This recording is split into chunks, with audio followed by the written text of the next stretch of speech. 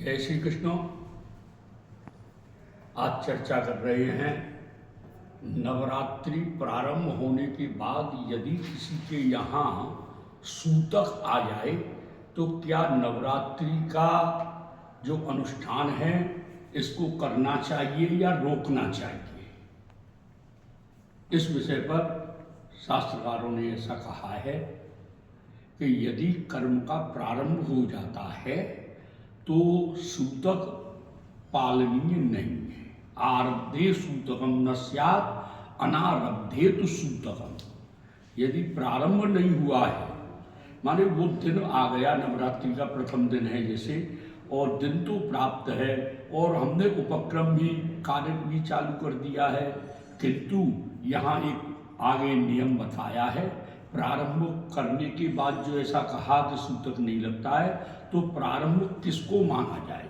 इस विषय में ऐसा कहा है, प्रारंभो वरणो यज्ञे संकल्पम व्रत सत्रयो नांदी मुखम विवाहादौ श्राद्धे पाक परिक्रिया।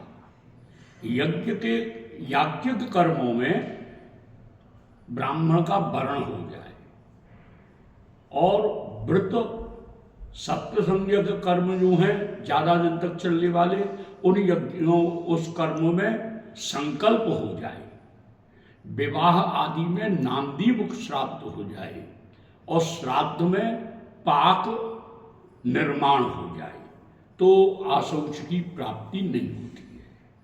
किंतु यहाँ आगे धर्म सिंधुकार ने इसको स्पष्ट किया है।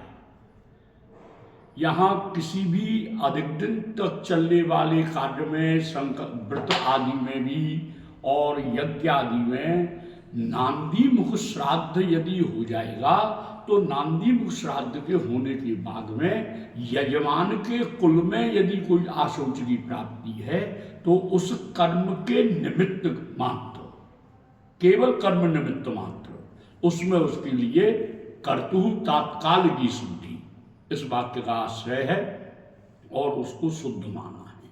किंतु धर्म सिंधुकार ने उसमें स्पष्ट कहा है ऐसा कि यदि ऐसी स्थिति प्राप्ति होती है तो जो ब्राह्मणों का भोज्य पदार्थ है, उस ब्राह्मण भोजन के पदार्थ को अन्य गोत्र वाले जिनको आशौच नहीं है वो ही स्पर्श करेंगे और वो कर्म मात्र के लिए केवल पवित्र माना है। इसी प्रकार से ब्राह्मण के लिए जो आशौच की प्राप्ति नहीं होती है ऋत्विक को, तो ऋत्विक का वर्ण होने पर उसको आशौच की प्राप्ति नहीं होती है।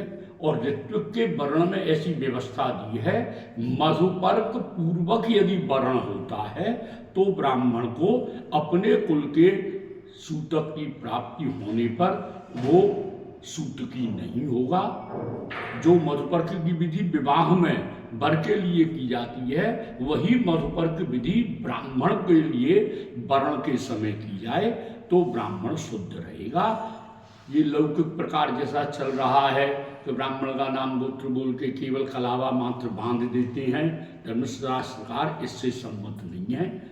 मधुपर्क पूर्वक यदि होता है तो ब्राह्मण को आशौच की प्राप्ति नहीं होती है और वो अपने कार्यों को कर सकते हैं। जय श्री कृष्ण।